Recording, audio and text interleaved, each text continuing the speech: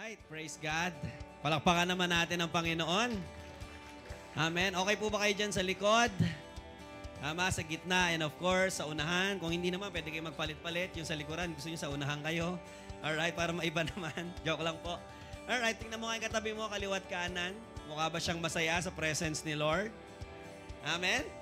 Grabe si Lord. Amen? Thank you, Jesus. Okay, malapit na po matapos ang ating pinagagawa. Ayan.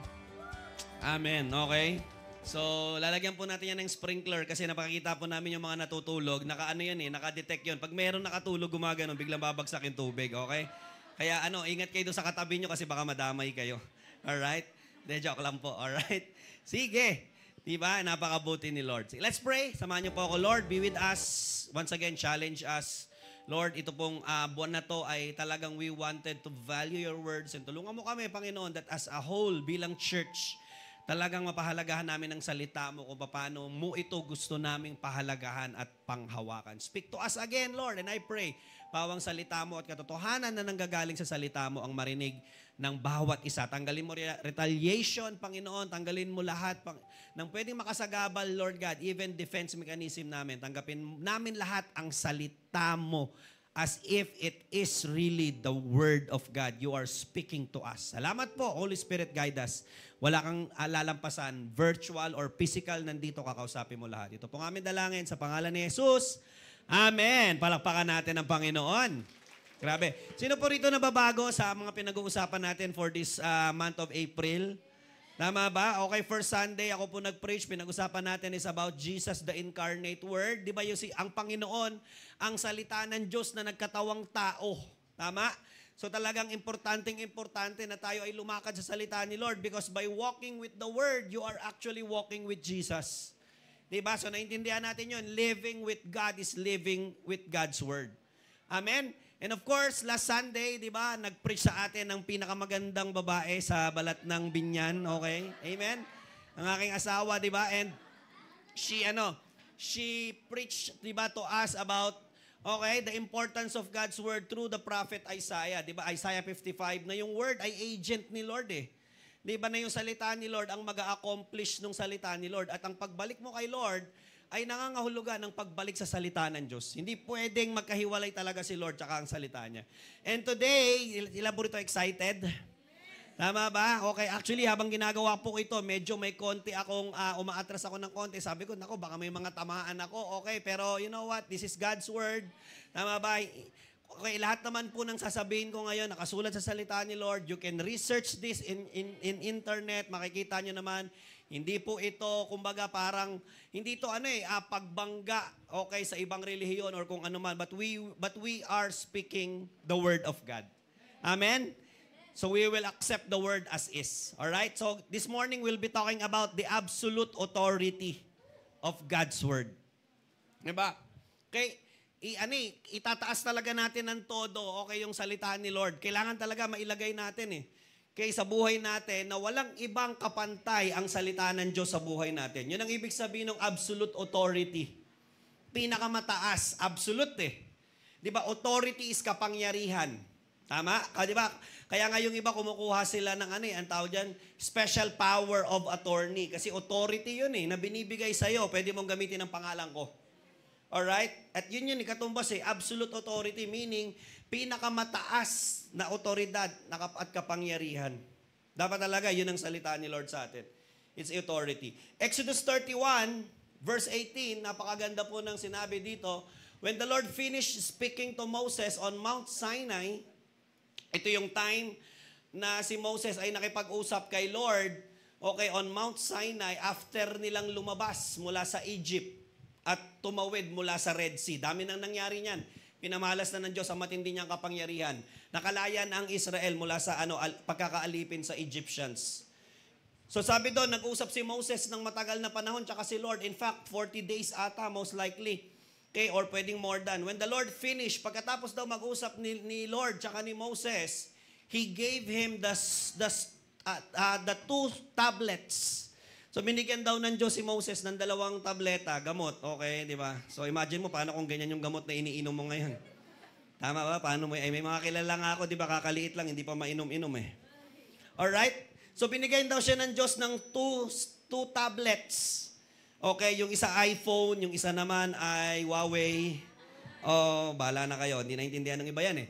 Alright? So naglalaman daw yun ng covenant law. Sige, balik po muna natin doon sa verse. Okay, verse 18. So naglalaman yung dalawang tablets, okay, dalawang ano yan eh, tipak ng bato. Okay, naglalaman ng covenant, meaning law, batas ng Diyos na binigay niya kay Moses, na gusto ng Diyos ibigay ni Moses sa Israelites. Okay, at nakakagulat nang sabi ng Bible na yung stone tablets daw, o yung tablets of stones, were inscribed by the finger of God. Nasaan na kaya ito? Alam mo, pag binenta mo ito kay Boss Toyo, napakamahal niyan. Boss, ano to? Ay, pambihira, boss. Sinulat to mismo ng Diyos. Paano mo pa presyohan yan? Tama? Okay? Hello? Tingnan mo nga yung katabi mo. Diba? Merong Boss Toyo, pero di ko alam, parang meron din sigurong Mrs. Toyo. Bahala na kayo. Okay? Hindi ko sinasabing siya yon, okay? Tama? So, bahala na kayo. So, yun. So, binigyan daw siya ng two stone tablets. At ang sabi ng Bible, okay, it was inscribed by the finger of God. Alright? So, actually, itong nangyari dito, itong scenario na to, itong history na to, o itong moment na to ay very momentous part ng history o ng buhay ng Israelites, because remember, prior to this, they were slaves by the Egyptians for 430 years. Gaano katagal? Sobrang tagal. Ano bang daan?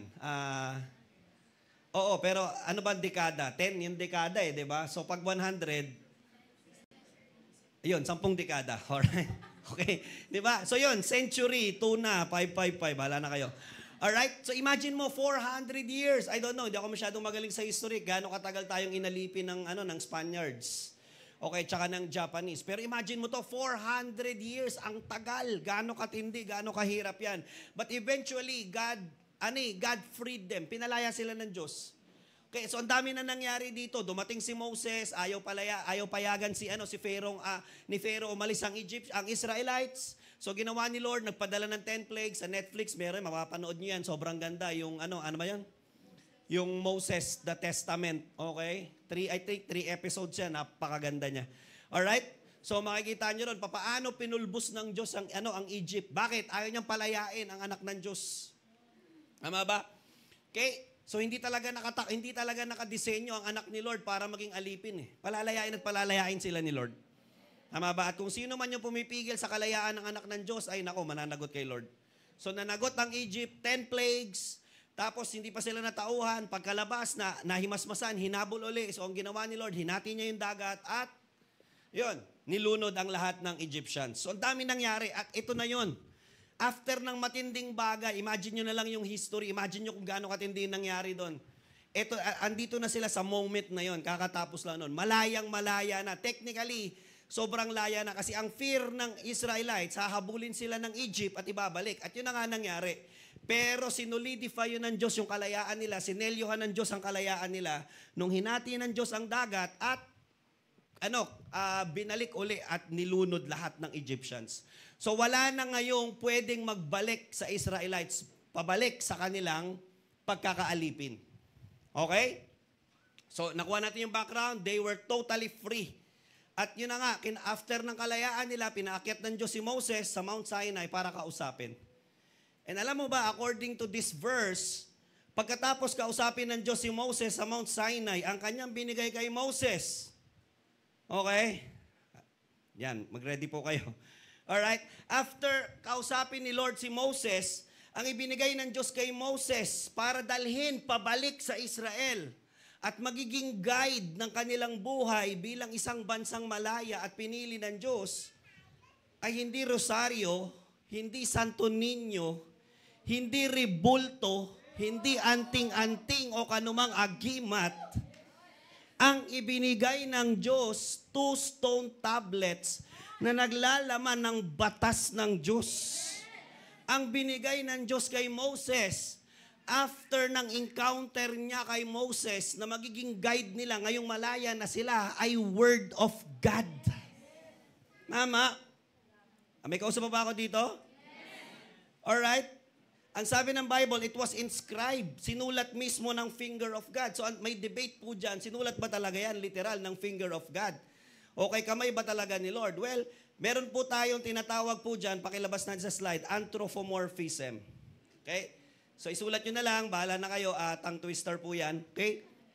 So, anthropomorphism, ibig sabihin po ng anthropomorphism, theological term po yan, na ibig sabihin po niyan ay ang Diyos ay kumukuha ng forma ng tao. God taking a human form. And actually, di ba, pag sinabing anthropomorphism, galing yan sa dalawang Greek word na anthro, man, tapos morphe, ibig sabihin form. Meaning human form. So ang Diyos ay kumukuha ng human form para makarelate siya ng maayos sa tao. So also ascribing to God human traits. Kumukuha siya ng mga gawain o karakter, di ba, na ginagawa ng tao, gaya ng pagsusulat, tama ba? Okay? Pagkain, pagtulog. So, nung sinabi po ng Bible, okay, that it was inscribed by the finger of God, hindi siya literal na sumulat na biglang lumabas ang kamay ng Diyos habang nagsusulat sila ni Moses at biglang may nagagaganon sa tablets. But literal, ito ay sinulat talaga ng Diyos. We don't know paano, wala naman tayo doon eh. Okay? But the Bible is plain and true. Okay, nung sinabi yun, na sinulat talaga mismo ng Diyos. Okay? So technically, anong sinasabi natin dito? Okay, what the Bible says is that at the end of their conversation on Mount Sinai, God gave Moses His word. After ng conversation, after ng usap, after ng encounter, anong dala ni Moses? Word. Manig mabuti, ang baon ni Moses, pagbaba niya, galing sa matinding encounter kay God, salita ng Diyos. Okay? Dapat pala ganun, every time na-encounter mo ang Diyos, may dala-dala kang word. Hindi lang basta good feelings, hindi lang basta hype ng emosyon, grabe. Hindi lang basta wow at wow. Okay, ano nangyari? Grabe, wow. Grabe, wow. Pag nagka-problema ka, hindi mo naman masasagot yung wow eh. Tama ba? Maganda yun. Tama na may wow factor. Pero see to it, wag na wag kang aalis sa presence ni Lord. Ang dala mo lang kilig tsaka kuryente. Ikaw sa baba ko dito, hindi lang basta ang dala ni Moses, amazement, pagbaba niya. Grabe Moses, kamusta? Kamusta pag-uusap niyo ni Lord? Grabe pag-uusap namin ni Lord. After, hindi, basta grabe pag-uusap namin ni Lord eh. Ano ibig sabihin? Kinlir ng Bible. After mag-usap ng Diyos, tsaka ni Moses, may baon si Moses pag-uwi niya. May hawak-hawak siya pagbaba niya. Ano yung hawak niya? Salita ng Diyos.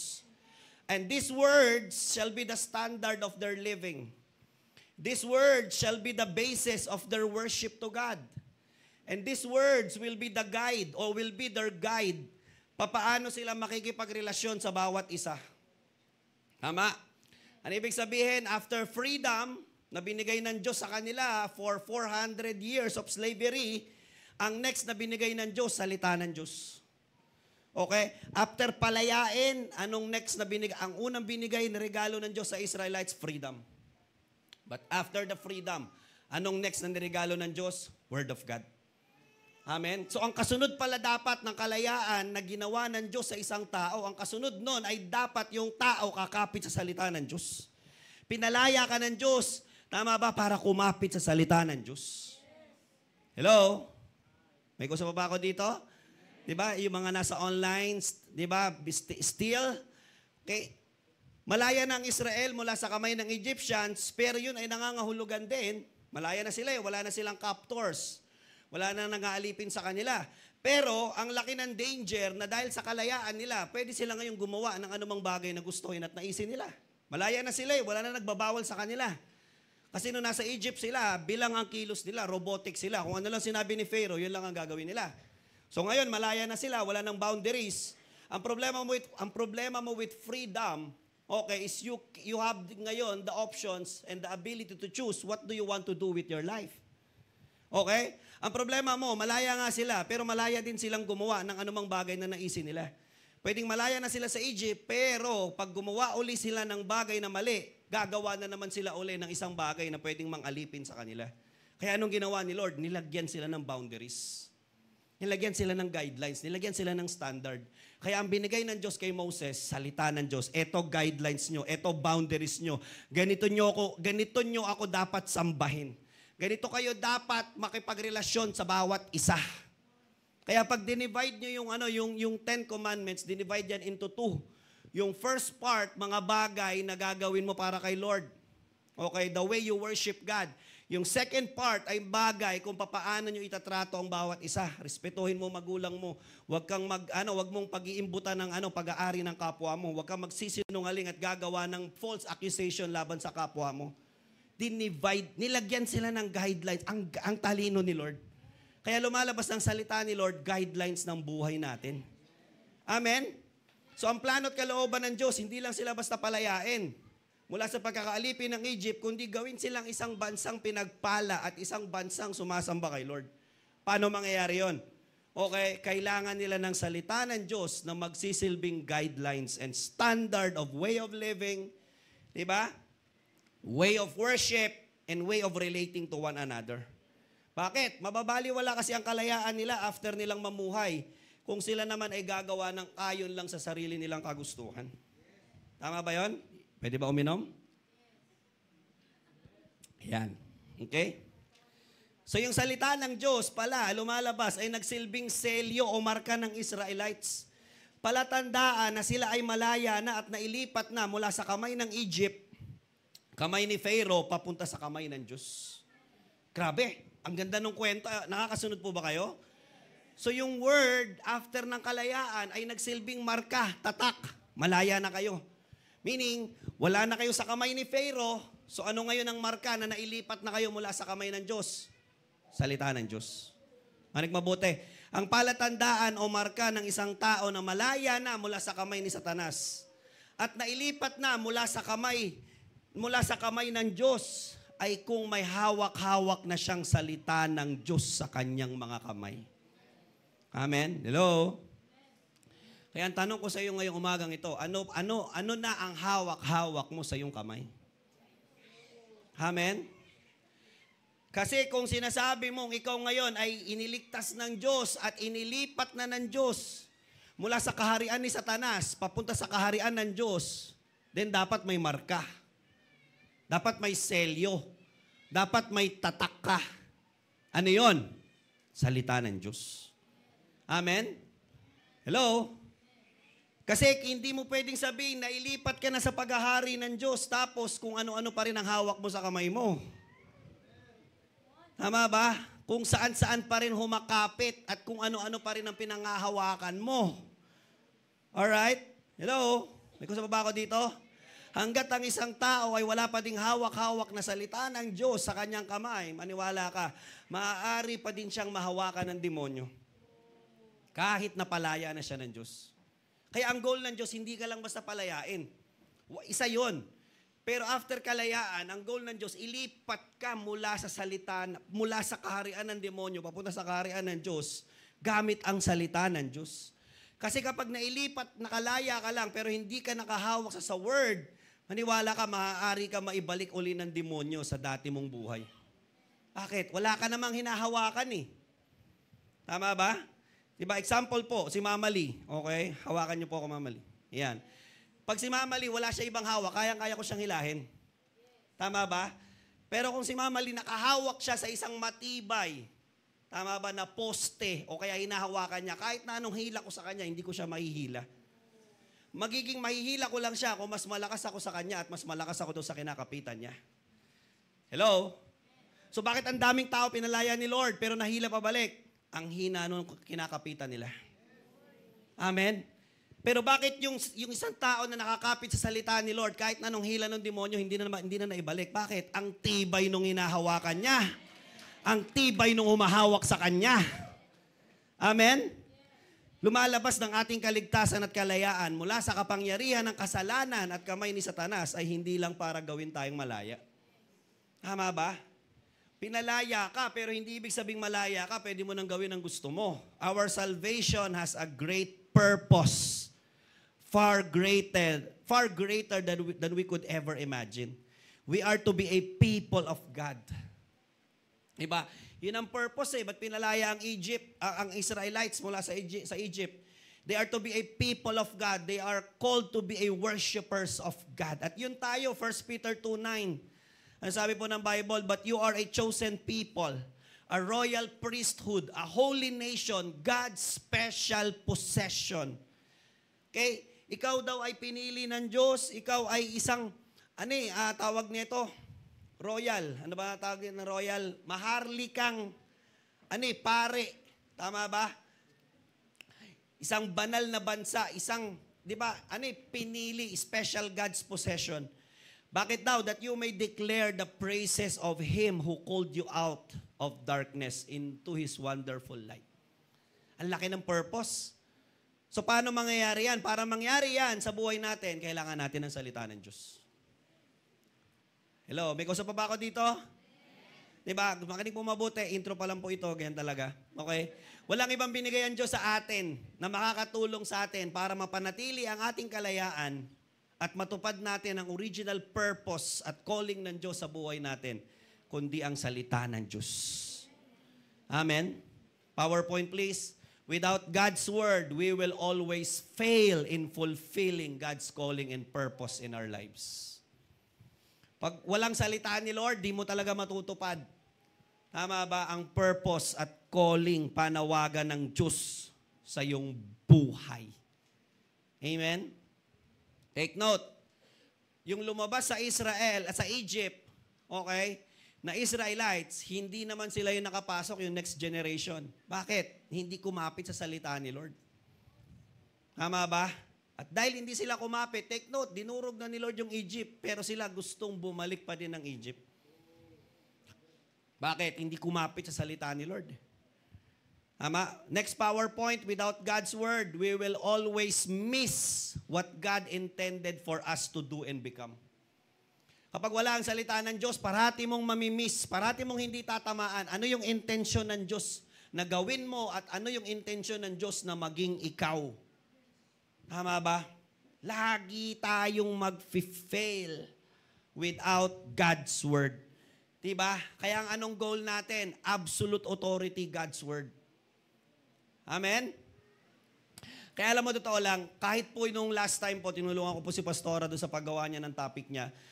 Okay, habang ginagawa ko po yun, impression sa akin ni Lord, alam mo, ever since, the devil has been trying to deny us, the man, the opportunity to know and discover God's Word. Ever since, walang ginawa ang demonyo, kundi i-deny ng i-deny, itulak ng itulak palayo, lagyan ng pader at harang ang tao para malaman niya ang salita ng Diyos, para kumapit siya sa salita ng Diyos. Hello? Ayaw talagang ibigay ng demonyo ang salita ng Diyos. Amen. Ang ibinigay ng demonyo sa atin, wag na yung salita ni Lord, turuan na lang natin sila maging relihiyoso. Turuan na lang natin silang mag-concentrate sa ritual. Turuan natin silang maniwala sa kung ano-ano kapangyarihan, anting-anting, ribulto at kung ano-ano pa. Hello? May kusa ba ako dito? Am I making sense? Diba? Pinalaki tayo, tama ba, na hindi naman tayo naniniwala sa salita ni Lord eh. Pinalaki tayo na ang paniniwala sa Diyos di ba, ay tungkol lang sa pagiging relihiyoso at paggawa ng mga ritual. Tama? Hello? We are just taught by our old religions and by our traditions just to become religious. Okay na yan. Diba? I just want you to know, okay, isa itong malaking bagay. In fact, kahit ako lumaki ako sa ganyang katotohanan. Okay? Naakala natin yung pagiging relihiyoso ay katumbas ng pagiging makadiyos. Tama ba yon? Tama? Sino lumaki sa ganyang kaisipan? Diba? Naakala, grabe yung Pilipino, masyadong relihiyoso, sobrang makadiyos nila.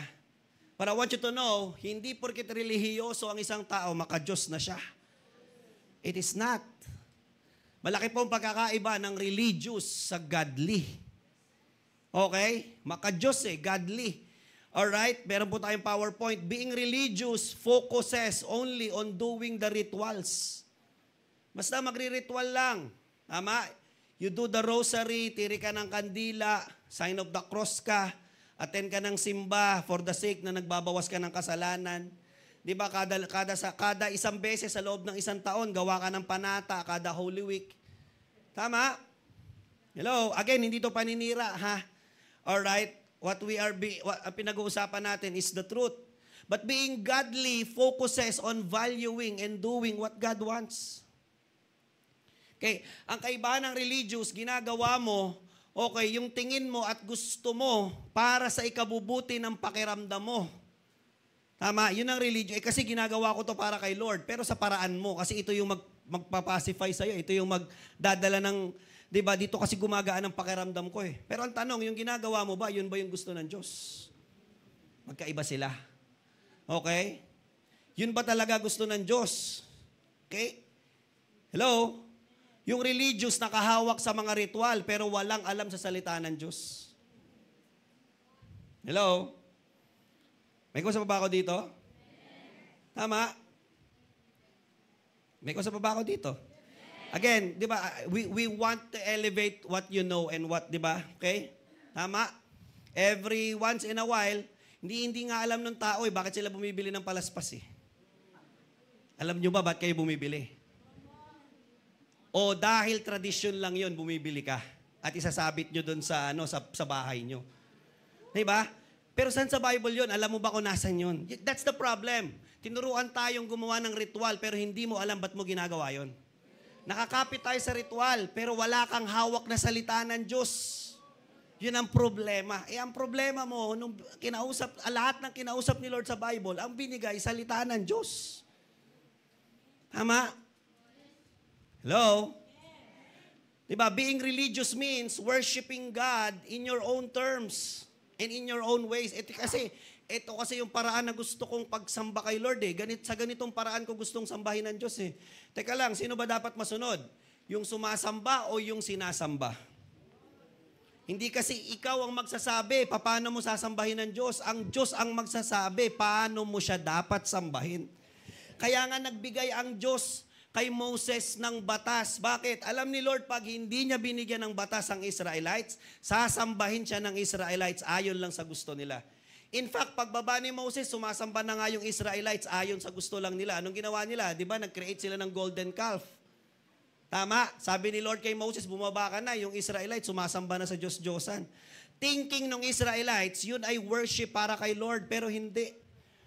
Tama ba? In fact, nung unang panahon, ang mga tao ay sumasamba kay Lord sa paraan na gusto nila. Alam mo ba na ang worship ng mga tao nung unang panahon sa Diyos-Diyosan nila, una kay Ashtoreth, sumasamba sila in a form of sexual intercourse.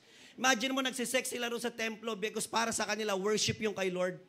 Pag walang Bible, gagawa ka ng way of worship mo na para sa'yo lang at sasabihin mo, hindi, worship ko to kay Lord eh. Alam mo ba, ng unang panahon, inaalay nila yung anak nila, thinking na worship yung kay Lord. Sinusunog nila ng buhay yung anak nila. Offering to Baal. Bakit naglagay si Lord ng word? Kasi yung word ang guidelines, ganito nyo ako dapat sambahin. Hindi kayo masusunod. Tama ba? Okay, tigilan nyo magtirik ng kandila, iba-ibang kulay. Hindi ako natutuwa sa kulay. Tama ba? Amen? Hello? Hindi, huwag niyo ko lagyan ng ng sampagita. Hindi yan ang mabangong amoy para sa akin. Amen? Being godly means worshiping God according to how God wanted to be worshipped. Diba? Kung tayo nga meron kang preference paano mo gustong paglingkuran eh. Diba? Ikaw nga may preference ka paano mo gustong lutuin yung gusto mong ulam eh. Tama ba? Even God itself. Kaya again, diba sabi nung last Sunday about worship? What is worship? PowerPoint please. Worship is not just a hand thing. It's a heart thing. Hindi siya kamay. Kasi ang daming tao, di ba, gumagawa ng ritual, kamay, pero yung puso dun sa ritual, wala naman. Amen. Aanin ni Lord yan. Sabi niya, hindi lang yung gawa ng kamay mo ang gusto ko eh. Ang worship para sa akin, tama ba, ay hindi lang basta yung ginawa ng kamay mo, pero nandun yung puso mo. Di ba, dun sa ginagawa mo. Kaya nga kung walang salita ng Diyos, hindi natin mabibigay ang tamang worship na hinihingi ng Diyos. Amen? Tama ba?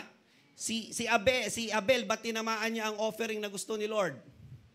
Bakit si Cain, hindi niya tinamaan? Bakit? Kasi gusto lang ni Cain yung offering eh.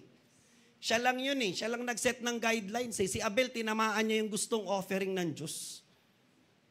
Hello? Tahimik po kayong lahat. Tama ba?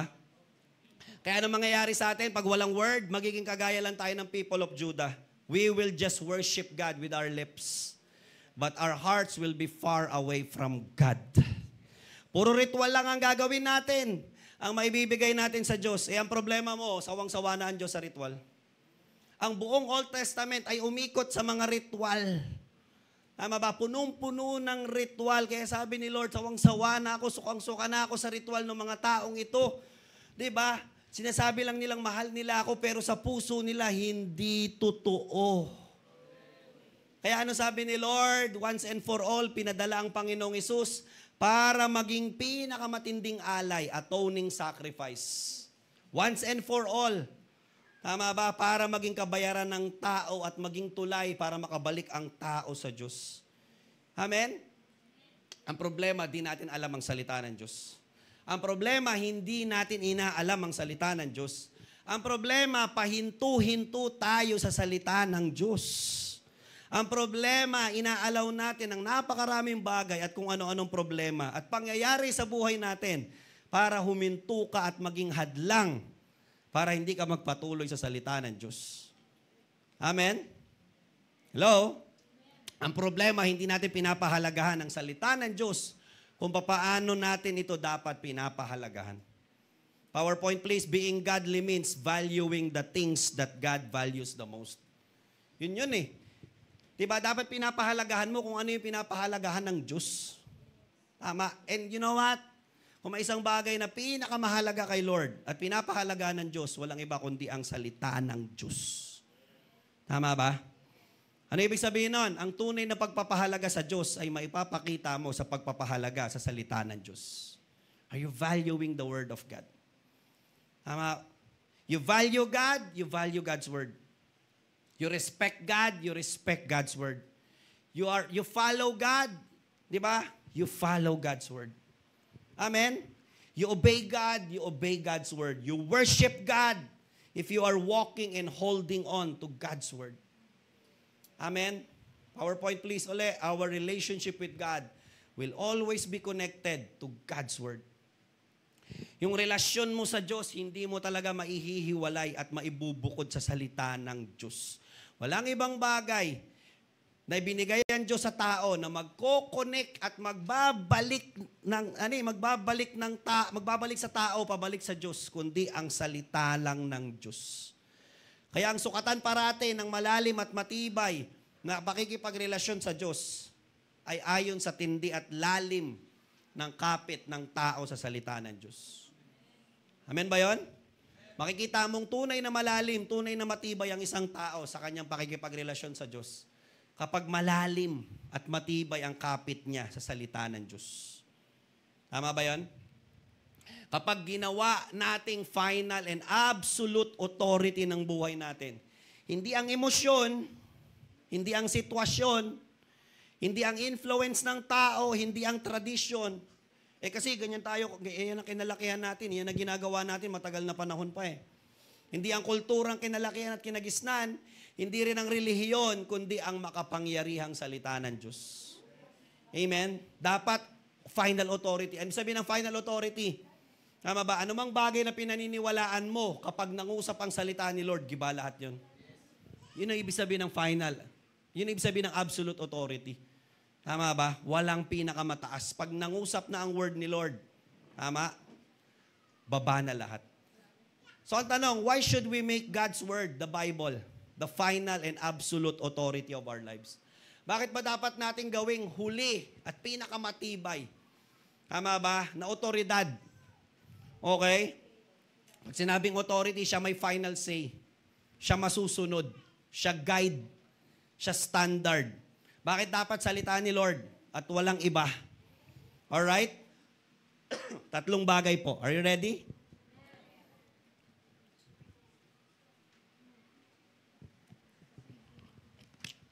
Thank you, Lord. Bakit dapat final authority at absolute authority ang word? Number one, because the Bible came from God. Simple lang. Bakit dapat yung word, final authority ng buhay ko? Pambira, galing siya kay Lord. Tama ba? Okay, ang daming authority sa buhay natin eh. Kaya tanong, saan sila galing? Dapat ang pinakamatinding authority ng buhay mo, saan ang gagaling? Bakit ko dapat sundin yan? Bakit ko dapat lakaran yan? Bakit ko dapat ilagay ang lahat ng buhay ko dyan? Bakit? Kasi galing yan kay Lord. 2 Timothy 3:16, anong sabi ng Bible? All scripture is God-breathed. and is useful for teaching, rebuking, correcting, and training in righteousness. Diba? Yun eh. Pag sinabi mong final authority, absolute authority, yun yung bagay na nagtuturo sa'yo. Yun yung bagay na nagre-rebuke sa'yo. Tama ba? Yun yung bagay na nagko-correct sa'yo. At yun ang bagay na nagtitrain at nagbabago ng buhay mo. Tama. Kung hindi ka kayang turuan ng Bible, ngayon, ibig sabihin nun, hindi pa final authority ng buhay mo ang Bible. Pag hindi ka nako-correct at nare-rebuke ng Bible, ibig sabihin nun, hanggang ngayon, hindi pa rin final authority ng buhay mo ang Bible. Tama ba? At kung hindi ka nababago ng salita ni Lord, then hindi pa rin siya final. Masasabi mo lang na final authority ng buhay mo ang Word of God kapag tinuturuan ka na niya eh. Diba? Ang number one teacher mo na salita ni Lord. Ang number one na nagre-rebuke na sa'yo, salita ni Lord. Tama? Ang number one na nagko-correct na sa'yo, rebuking is sinasabi yung mali mo. Pero correcting, sinasabi paano mo itatama yung pagkakamali mo. Okay? At binabago ka niya. Ang ganda nung sinabi, di ba, the Bible, all scripture is God-breathed. Yung God-breathed in Greek is theopnostos. Andyan po yan sa PowerPoint. Nang ibig sabihin po niyan, God-breathed, inspired by God, or due to the inspiration of God. So bakit dapat gawing final and absolute authority ng buhay natin ang salita ng Diyos? Because galing ito mismo kay Lord, God-breathed. Galing mismo sa bibig ng Diyos. It came from the very mouth of God. Proven na hindi, gawa-gawa lang naman ng tao ang Bible. Yes, tao sumulat. Namaalang namang aso ang sumulat niyan. Namaalang unggoy ang sumulat niyan eh. Para sa tao ang Bible eh. So tao ang gagamitin ng Diyos para sumulat niyan. Amen? Di po ba? Kasi, di ba, unless na lang, halimaw ka o di halimaw ang gagamitin ng Diyos. Di ba? Para sumulat niyan. Okay? Para sa tao eh. So tao gagamitin ng Diyos. Pero, di ba, malinaw na malinaw, okay, na yung sinulat ng tao ay hindi galing sa kanya. Mamaya may verse pa po tayo dyan. Alright? Matthew 4:4, Jesus answered, it is written, man shall not live on bread alone, but on every word that comes from the mouth of God. Nang standard ng pamumuhay ng tao ay hindi lang tungkol sa mga bagay na pinapasok niya sa bibig niya. Ang standard ng buhay ng tao ay yung bagay na nanggaling mismo sa bibig ng Diyos. Tama? Kahit pinuno mo ang buhay mo at bibig mo ng mga bagay, pero yung buhay mo naman walang laman nung bagay na nanggaling sa bibig ni Lord, kulang. Amen ba yan? Tandaan natin, anything na galing sa bibig ng Diyos, makapangyarihan. Nagdadala ng buhay, nagdadala at nagbibigay ng buhay sa tao. Ang problema natin ngayon, ang final and absolute authority ng buhay natin, hindi galing sa salita ng Diyos. Yun ang problem. Tama ba? Saan galing ang final authority natin? Salita ng tao. Tama ba? Masyado tayong laging affected ng mga sinasabi ng tao sa atin. Tama ba? Sinabihan kang pangit, niyakap mo. Sinabihan ka ng tao ng bobo, pinaniwalaan mo. Yun eh, nagiging authority ng buhay natin. Alin? Salita ng tao. Yung pangit na sitwasyon na nangyari sa'yo, ginagawa mong final authority mo, hindi, hanggang dito na lang kami kasi ganito yung sitwasyon namin ngayon eh. Diba? Yung problemang dumarating sa'yo, okay, yung emosyon mo, lagi na lang yung emosyon mo ang nagdidikta ng buhay mo kung ano nararamdaman mo. Final authority mo siya eh. Hello? May kusa pa ba ako dito? Kaya ngayon, anong resulta? Stressful life, anxious life, worried life, depressed life, fearful life, jealous life, envious life, unsatisfied and unfulfilled life. Tama? Bakit? Ang final and absolute authority ng buhay mo, hindi naman salita ni Lord eh. Tama? Ba't ka depressed? Ba't ka anxious? Bakit ka punong-puno ng anxiety? Bakit punong-puno ka ng fear? Ba't punong-puno ng inggit yung buhay mo? Bakit kahit ang daming bagay na meron ka, unsatisfied ka? Bakit? Palaging binibigyan mo ng karapatan ang mga pangit na sitwasyon na bumose sa buhay mo. Tama? Bakit ka nadidepress? Inaalaw mo yung tao na bumose sa buhay mo. Parati mo binibigyan ng karapatan ang kung ano-ano at kung sino-sino na bumose sa buhay mo. Hello? Sino-sino ba bumoboses sa buhay mo ngayon? Ano-ano ba ang bumoboses? Ano-ano ba mga maingay sa buhay mo ngayon? You want your life to change? Ilan mo dito gusto mo mabago buhay mo? You want your state of mind to change? Gusto mo mabago yung frame of mind mo, paraan mo ng pag-iisip? You want your emotion to be at peace? Gusto mong pumayapa yung puso mo? Tanggalan mo ng karapatang bumoses sa buhay mo ang kung ano-ano at kung sino-sino.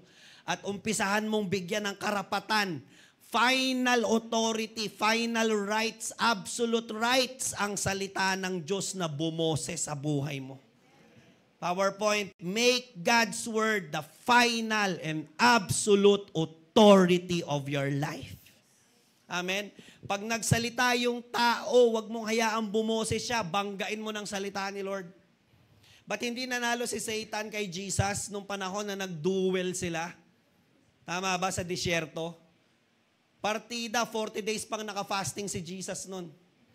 Ba't hindi nanalo si Satan, hindi hinayaw ni Jesus, bumoses si Satan sa kanya. Binabangga parati ni Jesus ng word yung boses ni Satan sa kanya. Tama ba? Ang bilis bumoses ni Satan sa'yo eh. Tama ba? Hello?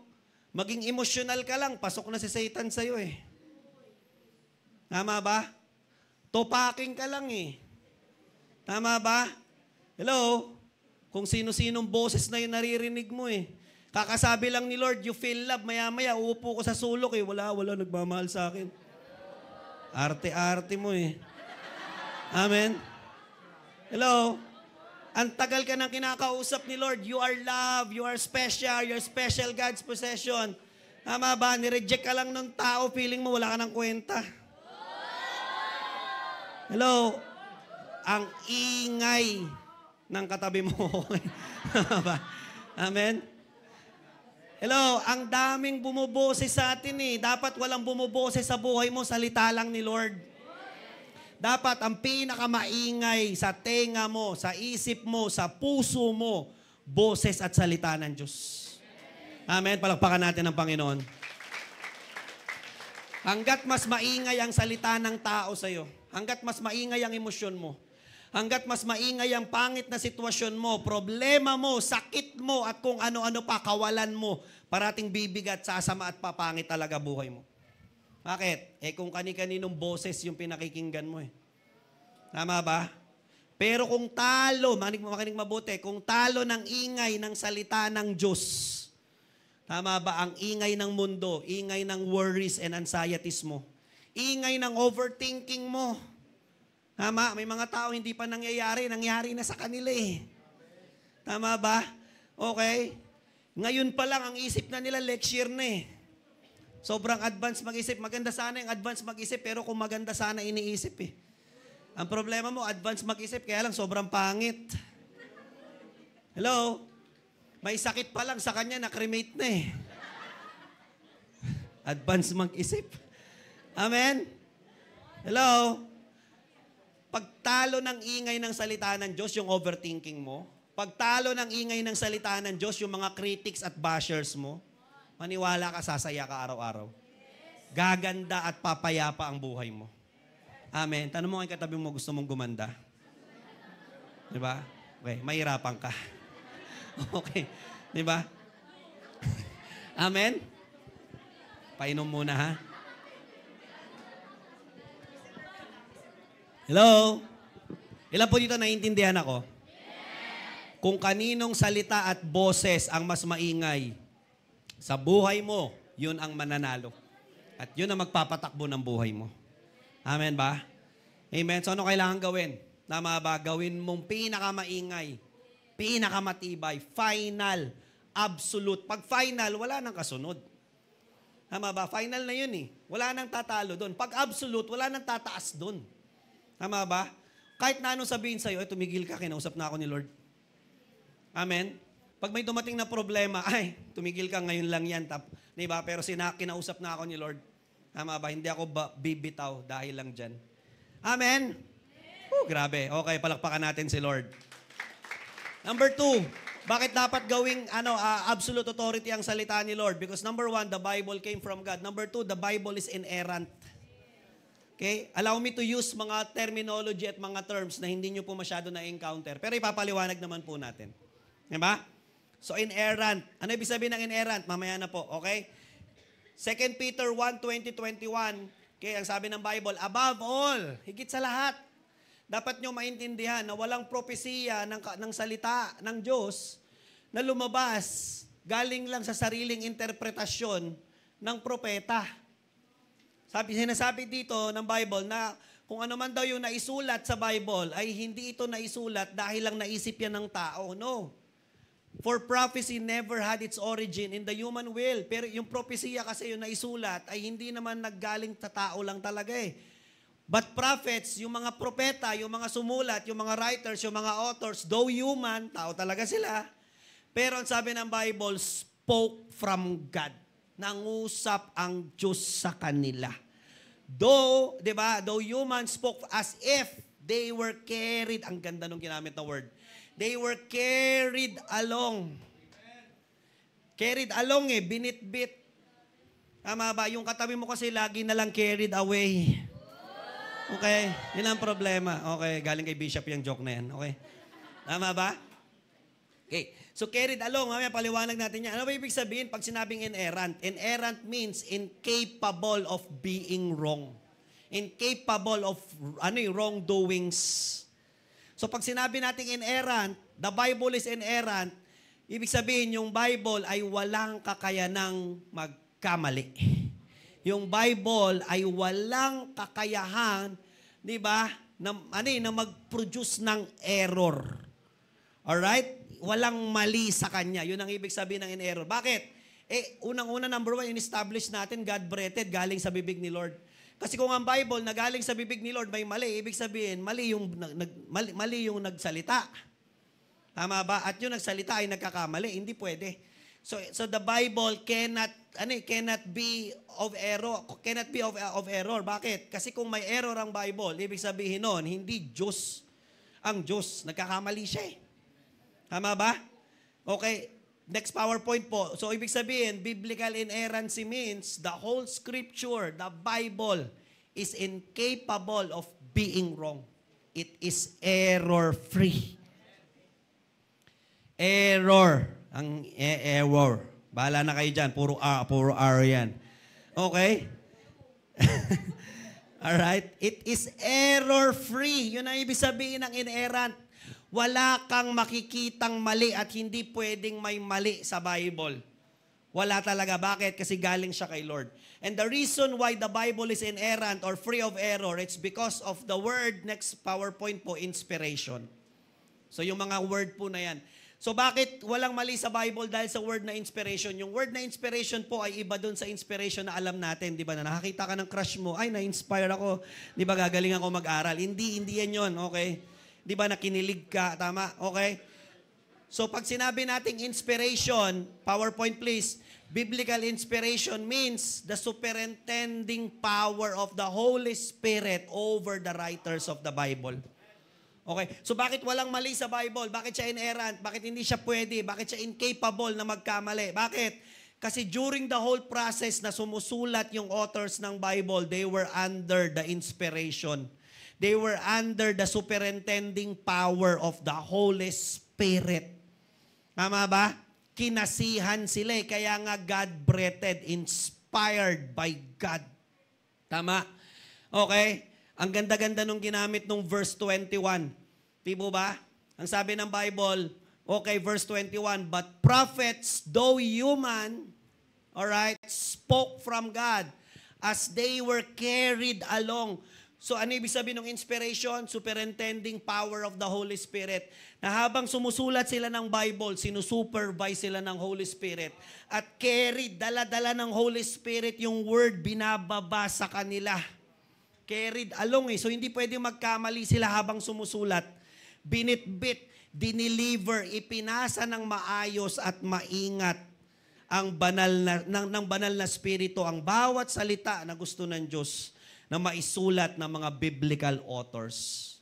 Amen? Kaya anong resulta? The result is divinely inspired word of truth, free of any error. Kaya the Bible does not just contain the word of God. Ang Bible ay hindi lang basta naglalaman ng salita ng Diyos. The Bible is the word of God. Verbally, word for word. And plenary as a whole, yung kabuuan niya. Ang buong Bible. Tama ba? Psalms 12 verse 6, ang sabi po, and the words of the Lord are flawless. Grabe yun. Flawless. Ibig sabihin, walang kapintasan. Tingnan mo yung katabi mo. Di ba sabihin ng flawless? Napakakinis mula ulo hanggang paa. Okay? Flow na lang. Alisin mo na yung less. Okay? O puro less na lang. Okay? Diba? The words of the Lord are flawless like silver, purified in a crucible, like gold refined 7 times. Grabe. Psalms 19 verse 7, the law of the Lord is perfect, refreshing the soul. The statutes of the Lord are trustworthy, making the wise simple. The goal of the Bible is not just, alam mo yon, makikita natin dito, the goal of the Bible is not just to become 90% correct. The goal of the Bible is perfection. Halagang walang anumang bakas ng error. Bakit? Kada error ay babalik at magmamanifest pabalik sa Diyos. So, hindi pwede. You can never find any error in the Bible. Kasi kung may error sa isang Bible, sa isang verse, o sa isang chapter, o sa isang libro, then lumalabas, pwede na magkaroon ng error sa ibang chapter, sa ibang libro. So, wala. The whole Bible is true and accurate. Lahat, mula Genesis, kitang-kita mo, historically right, geographically right, culturally right, tama ba? Hanggang pagpasok ng New Testament, lahat ng mga taong minention doon, lahat yun totoo. Walang ano doon, walang inimbentong storya. Mari-research nyo sa history, lahat ng binanggit na pangalan, nandun silang lahat. Tama ba? Walang gawa-gawa, walang fiction. Okay, walang additional. Alright? Kaya the Bible is not just theologically right, not just morally right, it is also historically right, geographically right, culturally right, even scientifically right. Amen? Hello? Diba? In fact, okay, si Galileo Galilei po ay pinapatay noong unang panahon sa pagsasabi na bilog ang mundo. Mariresearch niyo yan sa history niyo. Tama ba? Eh, ang tagal-tagal nang sinasabi ng Bible that the world is round. Amen? Diba? Scientifically right ang Bible. So ano ibig sabihin nito? You can never ever find any error in the Bible. That means, anumang word na ibibigay sa iyo ng Diyos mula dito ay tama at totoo. Amen? Pwede mong panghawakan. Pwede mong kapitan. Hindi ka magkakamali kapag ginawa mong final and absolute authority ng buhay mong salita ng Diyos. Hindi ka magkakamali sa decision makings mo kapag ang ginawa mong basis ay salita ni Lord. Ay, gagawa ko ng malaking bagay. So ano basis ko? Word ni Lord. Amen? Hindi babagsak ang buhay mo kapag ginawa mong foundation ng buhay mo ang salita ng Diyos. Bakit? Inerrant siya. Wala siyang error. Tama ba? PowerPoint please. An errorless life will come from a life that is filled and guided by the Word of God. Ilan dito gusto mo yung buhay mo? Tama ba? Ay, di ba, hindi naman tayo talaga magiging perfect. Pero, di ba, mabawasan mo yung error sa buhay mo. Tama ba? Ma-minimize mo lalo yung mga malalaking error. Dapat guided ka. Filled ka parati ng word ni Lord. Amen? Psalms 119 verse 9, how can a young man keep his way pure? By living according to your word. Paano ko daw mapapanatiling maayos yung lakad ko, yung decision makings ko? Paano ko magkakaroon ng buhay na puno ng wisdom? By living according to your word. Gawin mong final standard, final authority, absolute authority, ang salita ng Diyos.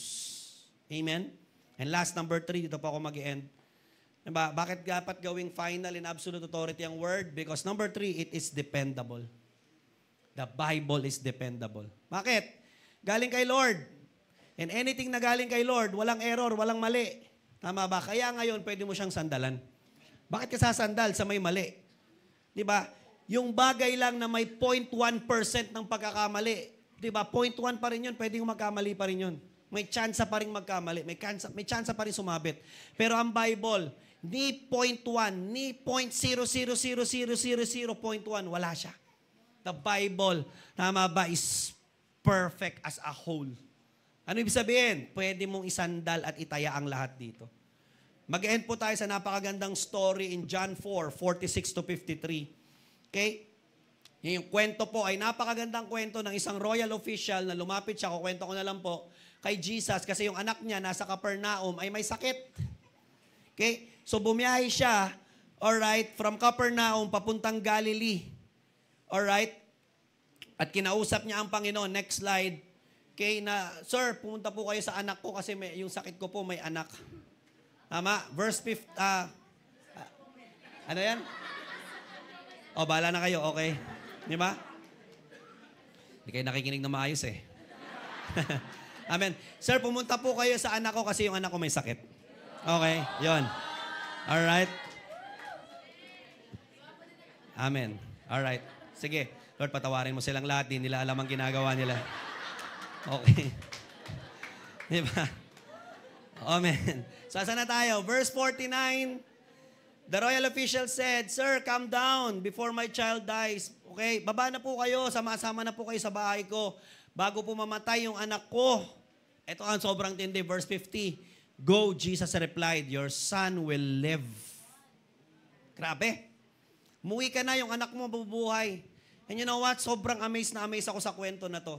Because we're talking about a royal official. Hindi siya Hudyo. Wala siyang background ng Judaism. Hindi niya alam ang salita ng Diyos. Hindi niya alam ang authority ng salita ng Lord. Tama ba? Wala siyang background ng Torah at kung ano-ano pa. Pero nung nagsalita si Jesus, ang sabi ng Bible, the man took Jesus at His word and departed. Diba? Para kang nanay o tatay, pumunta ka ng ospital at sabi, Dok, pagalingin mo tong anak ko, may sakit siya. Umuwi na kayo, magaling na yan. Dok, di mo pa nga hinahawakan eh. Dok, di mo pa nga chine-check up eh. Dok, hindi mo nga tinitingnan eh. Wala pa nga diagnosis eh. Hindi nga natin alam kung anong sakit niya eh. Tama?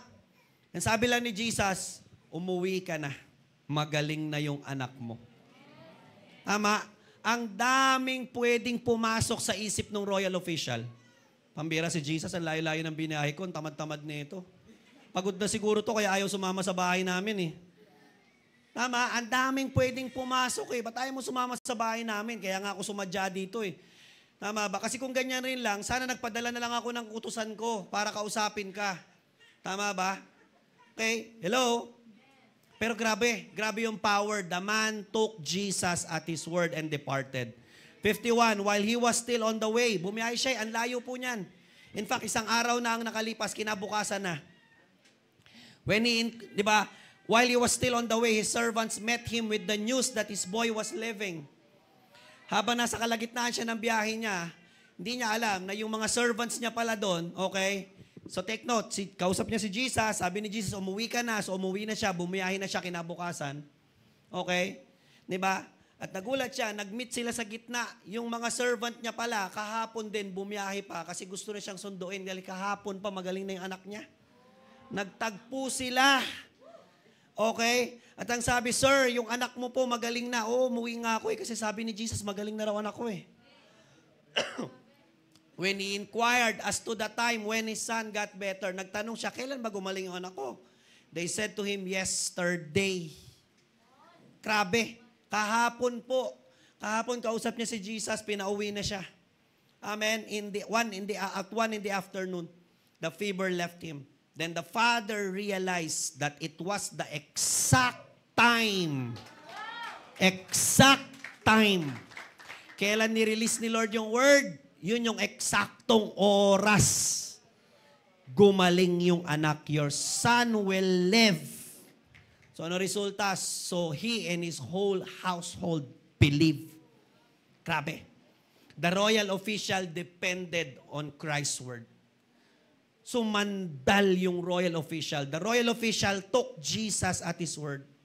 Amen. Sumandal sa word, kumapit sa word ni Jesus, nagtiwala, pinagkatiwala ang buhay niya, buhay ng anak niya at kinabukasan nila. Pwede mo bang itaya ang buhay mo, buhay ng anak mo, kinabukasan ng buong pamilya mo sa salita ng Diyos? Ang sagot ng royal official, yes. Amen? Sapat na ba ang salita ng Diyos? Okay? Nahawak mo para kumilos ka at magtiwala ka sa sinabi ng Diyos? Ang sagot ng royal official, yes. In fact, pag binasa mo ang Bible, makikita mo na lahat ng tinawag ng Diyos, ang tanging nagpagalaw lang sa kanila, salita ng Diyos. Amen? Abraham moved from the land of Ur and traveled into the promised land. Kahit hindi niya na kailangang umalis, in fact, napaka-risky nung pag-alis niya. Dahil hindi niya alam kung saan siya pupunta. Tama ba? Pero umalis si Abraham. Ano lang hawak niya? Word of God. Ano nagpagalaw sa kanya? Word of God. Noah built the ark. Diba? Noong panahon, okay, na wala namang naniniwala at walang sumusunod kay Lord. Pero si Noah sumunod. Anong hawak niya? Ano nagpagalaw sa kanya? Word of God. Isaac planted in times of famine.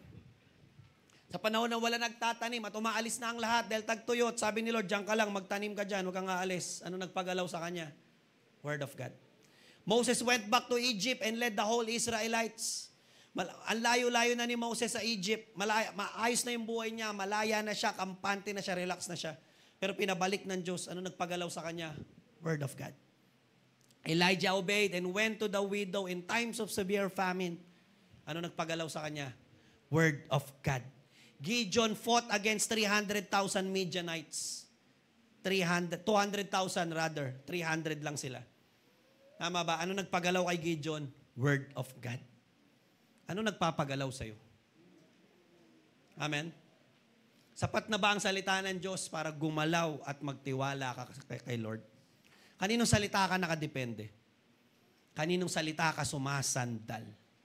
Amen? Is God's word enough for you? Na kahit antindi ng problema mo, kapag nangusap si Lord, nak, andito ako. Okay Lord, andiyan ka pala. Hindi na ako mangangamba. Amen? Sapat na ba yon? Sapat na ba ang salita ng Diyos para pahupain ang bagyo sa buhay mo? Para papayapain ang anxiety at depression na nangyayari sa loob mo? Pag nangusap ba si Lord, finish na? Amen? Or kahit nakailang pangungusap na si Lord, tama ba, puro ka pa rin, Lord, paano kung, what if, Lord? What if? Amen? Hello? Ikaw sa baba ko dito, PowerPoint please. God's word never fails. Amen. God's word never fails.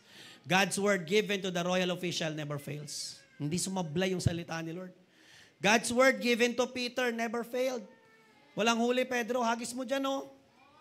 Sabi ni Peter, Lord, wala talaga eh. Pero ikaw kasi yan eh. Di ba? Sige na lang, hagis ko na lang. Di nag-fail ang salita ni Lord. There's no word that the Lord will give to you that will fail. Tapos na po ako. Walang salita na ibibigay ang Diyos sa'yo. Diba? According to Isaiah 55, diba, yun yung main text last time, yung word ay accomplisher. Yung word ay hindi failure eh.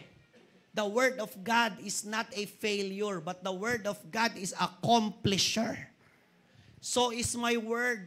Sabi ni Lord, galing yan sa kwento, di ba, na kapag umulan, basa ang lupa, tatama siya. Hindi siya pwedeng hindi tumama sa lupa. Sabi ni Lord, ganun din yung salita ko.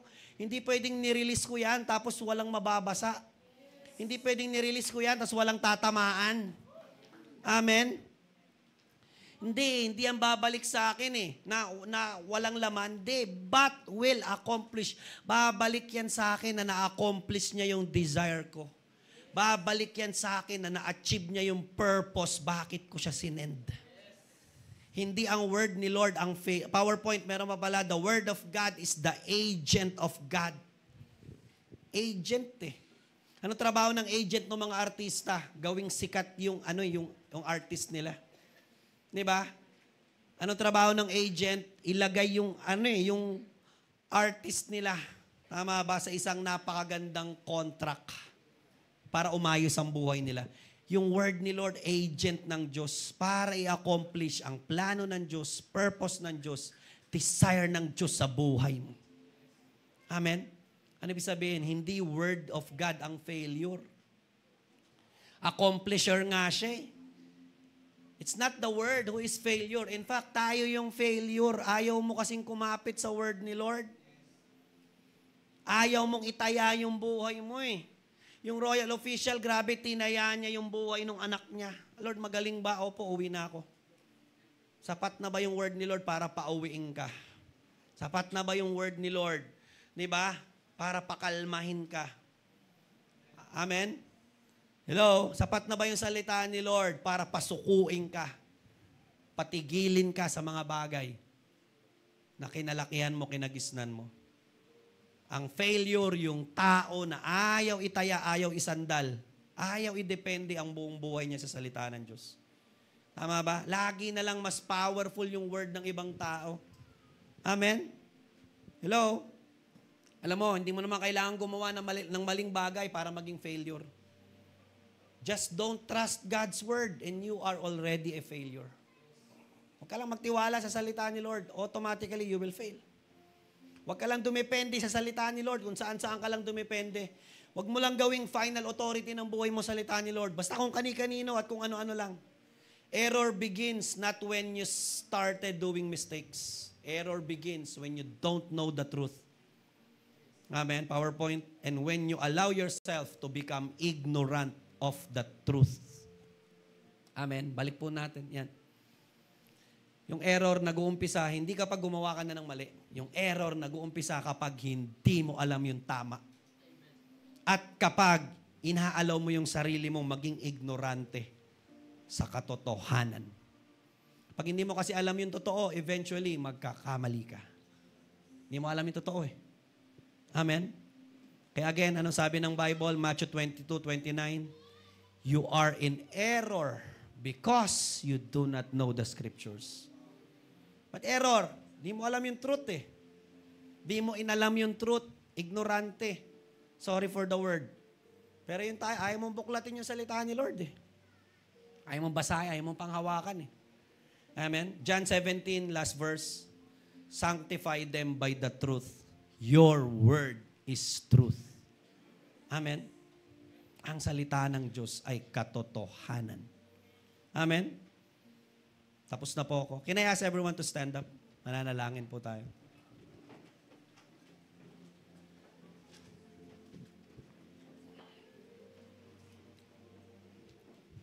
Tatlong bagay po. Bakit dapat gawing final authority ang salita ni Lord? Number one, because it came from God. Galing kay Lord eh. Hindi pwedeng baliwalain ko yung isang bagay na galing kay Lord. Tama ba? Pangalawa, it is inerrant. Walang mali dito eh. Yung mga bagay nga na puro mali, pambira, pinangahawakan natin eh. Sumusugal ka nga sa bagay na wala kang kasiguruhan eh. Ito pa kaya, error-free. And last, the Bible is dependable. Masasandalan mo, bakit? Walang mali siya eh. Pag nirelease niya, totoo, magkakatotoo, mangyayari. Alam mo, nagtataka ako, bakit ang mga tao in the Old Testament, even in the New Testament, ang dami-dami nilang na-accomplish for the Lord. Bakit ang tibay-tibay nila sa pagkapit sa Panginoon? Kahit napakatindi ng problemang pagsubok na pinagdaanan nila. You know what? Wala naman silang mentoring na kagaya natin. Dami nating mentorings ngayon, dami nating conferences ngayon, dami nating revival. Nung panahon nila, wala namang ganyan eh. Tayo, pambihira, lahat na ata ng kuryente, lahat na ata ng presence ni Lord, binuhos na sa atin. Kada conference, altar call, iyak. Kada revival, iyak. Ang dami nating ganun. And yet still, after nun, bakit? Wala tayong na-accomplish. And still, bakit after nun, depressed ka pa din? And yet still, after nun, bakit puno ka pa rin ng worries? Ba't puno-puno ka pa rin ng takot? Bakit hesitant ka pa rin tumalon at sumunod sa pinagagawa ni Lord? Tama? Sila, wala naman silang ganito. Alam mo, ano lang meron sila noon ng panahon? Salita ni Lord, pinanghawakan nila. In fact, makikita mo nga yung iba sa kanila, mabibilang mo lang sa kamay. Yung iba nga, isang beses lang na-encounter si Lord ng matindi. Pero ba't ang dami na-accomplish? Ba't ang lakas? Bakit? Kasi nung na-encounter nila si Lord, kinausap sila ni Lord, hinawakan nila yung salita ng Diyos na narinig nila at baonan nila yon hanggang kamatayan nila. Di nila binitawan yung word na yon. At kahit na anong pagdaanan nila at bumangga sa kanila, ang pinantatapat at pinangbabala lang nila, salita ng Diyos. Ginawa nilang final and absolute authority ng buhay nila, salita ng Diyos. Si Job, Napakatindi ng problema ang pinagdaanan. Tama?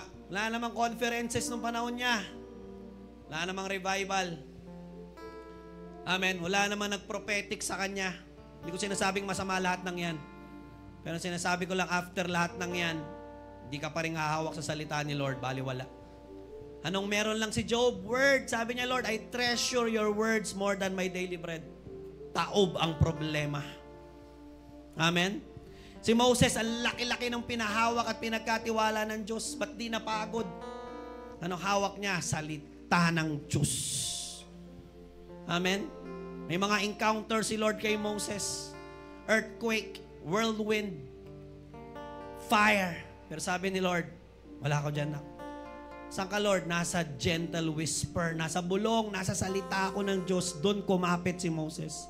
Yung mga disciples, ang tindi-tindi ng persecution. Pinapatay, pinapakain sa leon. Sinusunog ng buhay. Pero na-overcome nila at naging fruitful pa rin sila. Anong hawak nila? Salita ng Diyos.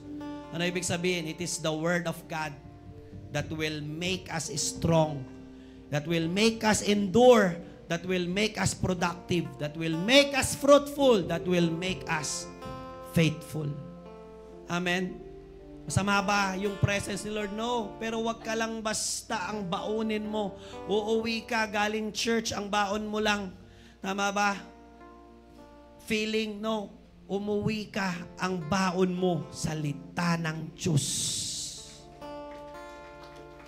Thank you, Jesus. Can we close our eyes? Alam mo, let's go back to the Bible. Go back to the final authority na dapat ang karga mo, ang bit-bit mo, araw-araw, ang dala-dala mo, ang hawak-hawak mo, ang kinakapitan mo, ang kapangyarihan mo, ang sinasandalan mo, salita ng Diyos. Ba't ka masaya kahit may problema ka, may salita ko ng Diyos? Ba't malakas ka kahit binabagyo ka ng pagsubok, may salita ko ng Diyos? Ba't hindi ka napapagod sa laki at bigat ng pinagkakatiwala at pinagagawa ni Lord sa'yo? May salita ko ng Diyos. Ba't hindi ka bumabagsak kahit antindi ng tukso? May salita ko ng Diyos. Ba't hindi ka nangangamba kahit ang laki ng pangangailangan? May salita ako ng Diyos. Ba't hindi ka na nade-depress? Ba't hindi ka na nagwo-worry? Ba't hindi ka na anxious? Kasi ngayon, kargado ka na, puno na ang buhay mo ng salita ng Diyos. No one and nothing in this world can make you strong other than the Word of God. Balik sa salita ni Lord. Kumapit uli sa salita ni Lord. Do not allow yourself to be ignorant of the Word. Stop being religious. Start becoming godly. Know what God wants. Open the Word. Hold on to the Word. Balik sa salita ni Lord. Habang nakapikit ka ngayon, buksan mo yung puso mo. Kung gusto mo lumuhod, kung nasan ka, lumuhod ka. At talagang kausapin mo ang Lord God. Kumabalik ako. Ibalik mo yung gutom ko. Ibalik mo yung hunger ko. Ibalik mo yung uhaw ko. Lord, lagyan mo ng pinakamataas na desire ang buhay ko. Na kumapit, lumakad sa salita mo. Kapatid, mag-decide ka ngayon. Kaninong salita, kaninong boses ang magiging maingay sa buhay mo. Decide today that only the Word of God will be the final and absolute authority of your life.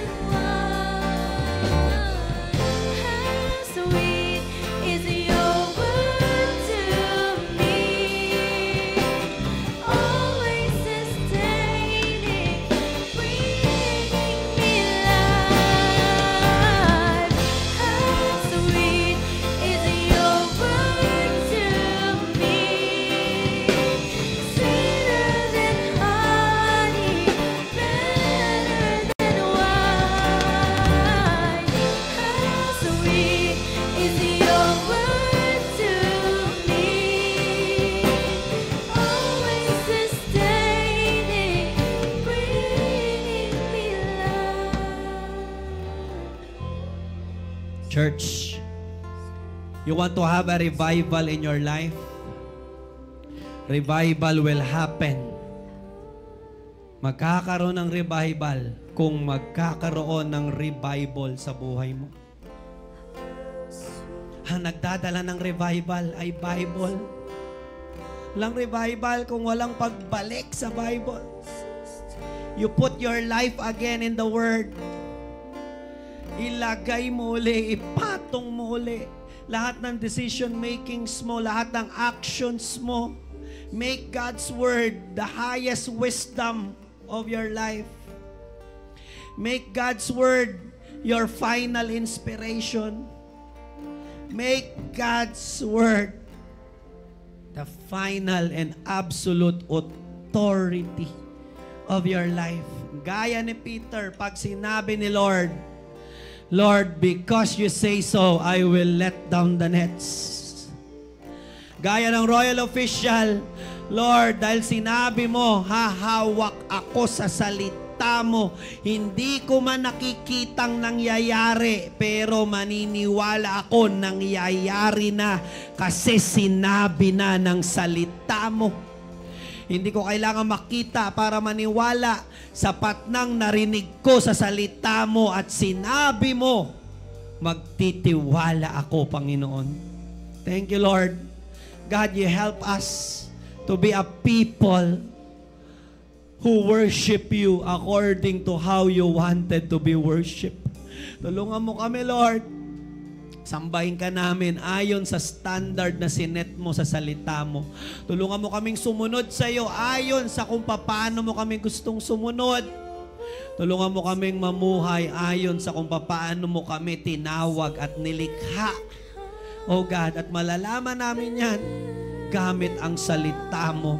Lord, once again, realign, redirect our lives pabalik sa salita mo, Panginoon. No other thing in this world will help us to know you, to know what you want, to accomplish what you want, and to accomplish your desires other than God's Word. Lord, inaalaw namin yung agent mo, yung salita mo na patakbuhin, i-drive, pagalawin kami. Just say the word, we will follow. Lord, inaalisan namin ang karapatan, bumoses ang kung sino-sino, kung ano-ano, emosyon namin, overthinking namin, pangit na sitwasyon namin.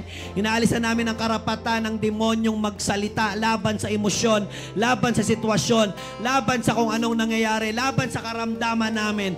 Lord, ikaw lang ang binibigyan namin ng karapatang bumoses sa bawat aspeto at bawat pangyayari ng buhay namin. Ikaw ang authority, hindi ang naiisip namin. Salita mo ang final authority, hindi ang nararamdaman namin at the moment. Salita mo ang final authority, hindi ang problema at sakit na nararanasan namin. Salita mo ang final authority, hindi ang laki ng pangangailangan na kailangan naming punuan. Ikaw at ang salita mo sapat na sa buhay namin. We love you. We praise you. Salamat po. Help us to be a church holding on, walking on, living according to your words. We love you. We praise you. Ito pong aming dalangin sa pangalan ni Jesus. Amen and amen. God bless you all.